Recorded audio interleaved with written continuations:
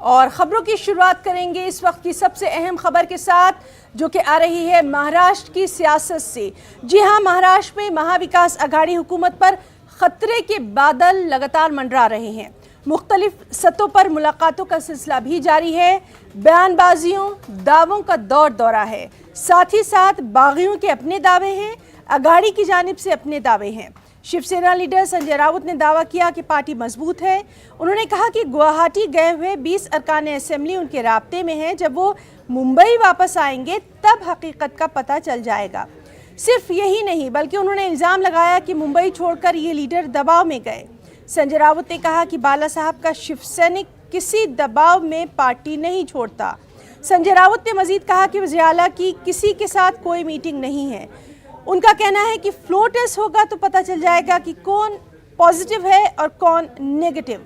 जराए के मुताबिक एकनाथ शिंदे ग्रुप आज अपनी हिमायत वापस ले सकता है।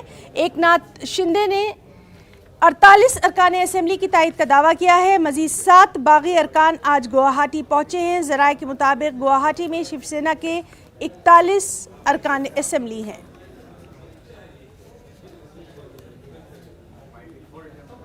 हमारे संपर्क में लगभग 20 विधायक है, मैं आपको बताता हूँ। और जब मुंबई में आ जाएंगे तो पूरा खुलासा हो जाएगा। आपने मेरे चेहरे पर देखा है, कोई तनाव है, कोई शिकंज है, कुछ नहीं है। इस प्रकार की जो संकट है, प्रसंग है, तूफान है, उनसे सामना करने का पूरा अनुभव हमको है। हम बाला साहब ठाकरे जी के साथ सालों साल से काम किया है, उद्धव जी के साथ काम किया है। सिर्फ हम बाला साहब के भक्त बोलने से नहीं होता है। जो भक्त बाला साहब का किसी प्रेशर में पार्टी छोड़ता है, ईडी के दबाव में पार्टी छोड़ता है, वो बाला साहब का भक्त नहीं हो सकता। हम है, हमारे ऊपर भी पूरे दबाव है। हमारा एक मंत्री 4 दिन से लगातार ईडी के ऑफिस में जाकर बैठ रहा है, उसने पार्टी नहीं छोड़ी। मैं और मेरे परिवार के ऊपर पूरा दबाव है ईडी का।